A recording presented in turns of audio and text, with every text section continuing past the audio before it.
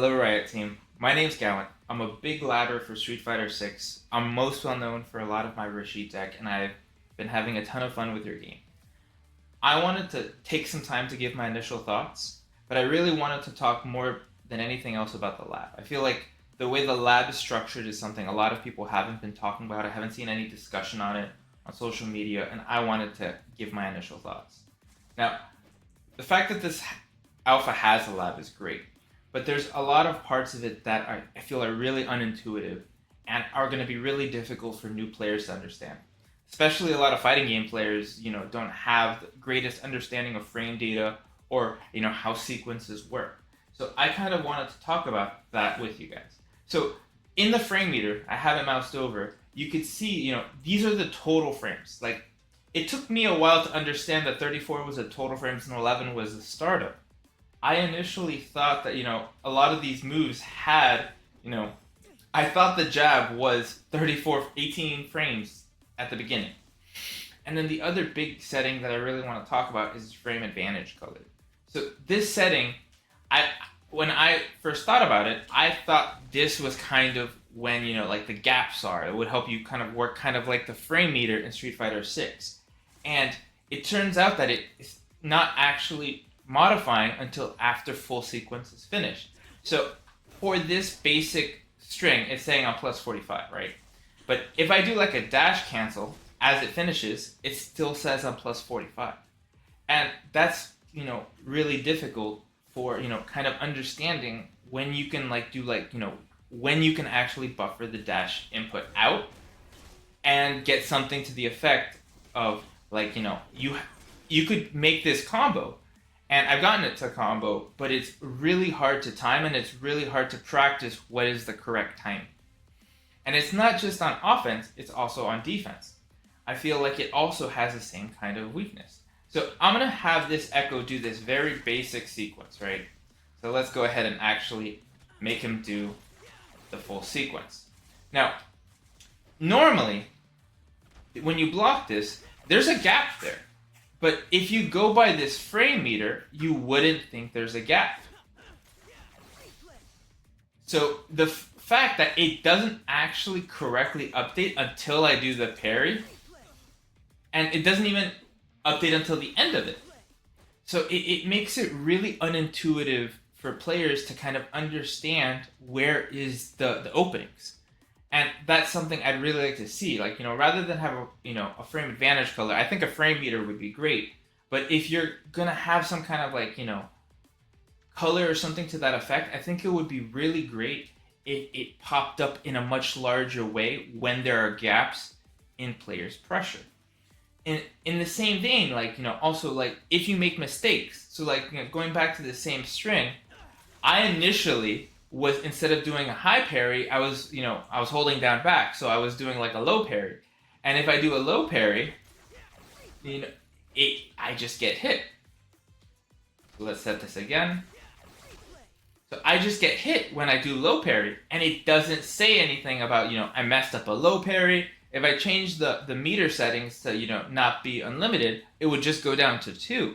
But again, it feels like it's really unintuitive when you're trying to understand something that has so much complexity.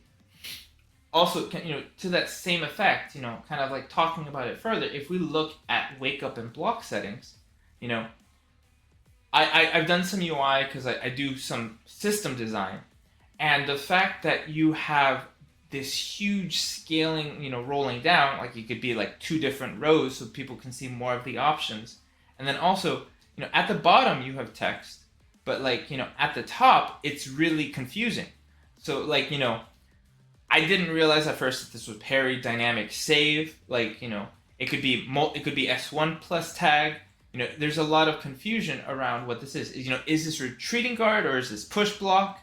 You have down forward heavy, which I'm going to assume is the universal launcher, but I would feel like you want the anti-air to be, one of these kind of settings. So I feel like there's a lot of confusion on what even these options mean. Again, I don't see down heavy. So I feel like that's kind of a a very big thing that makes it hard for people to understand. Kind of also going into the fact that you have the hitboxes and hurtboxes are great, but again, just kind of like going into it further, it feels like there's a lot missing. Now, going into this pinned comment display setting, I think this could be the coolest thing, but it's a big whiff in my opinion right now. Now, for me, I've played Mortal Kombat, I've played a lot of these other games. The pinned move list is really helpful for target combos and for double quarter circle specials. But when this game has the inputs so uniform, it really doesn't feel like this is going to be something a lot of people are going to get a lot of value out of. In my opinion, if we could have something kind of like, an actual combo maker, right? So imagine instead of that, we had something like this, so people could actually follow along as they're practicing a combo. It would be a huge help to players. And I think, you guys can go even further. One of the other big talking points is onboarding, right? And, people have talked about combo trials as a way of getting people on. I think combo trials and those types of, out of training mode settings are really cool, but people are going to interface it with a handful of times, and then they're pretty much never going to touch it again. What I think you should have is, I think in the recording settings, so you should have recording slots, you should have pinned command slots, and the pinned commands could be combos people write. But what I think would be really cool is if, for example, you let people set up recordings and then kind of upload that to a server. So say for example, one of the main ways everyone is learning tech is Twitter, right? So imagine instead of just having this, code, trying to get people involved, you had a large ID. Someone made this sequence, people could watch it, but then they could also import it into the game as one of the recording slots. So not only could you actually see it in game, so it's easier for you to break it down and learn it, you could also have the bot do it against you, so you could actually practice defense against a lot of these sequences. One of the things I've found to be the biggest issues, in a lot of these games, is good players know their characters well, but it's really hard to practice against hard sequences from other characters. And the only way you could, set up those training room sequences is if you learn the character well enough. But if you could import a sequence from Twitter or from a social media, I think it would be a great way of building community and really great at helping people, break down defense. I think this would be a really cool way to bring everyone together to be able to break down situations. And I'd be really excited to play a game where when I need to learn how to deal with something, I could just import the thing that's giving me a problem and I could focus on learning how to deal with it. So I think it'd be a really cool idea. And that's kind of like my soapbox of what I wanted to share. I'm really excited to see where the game goes and really excited to see what new characters you guys do end up adding.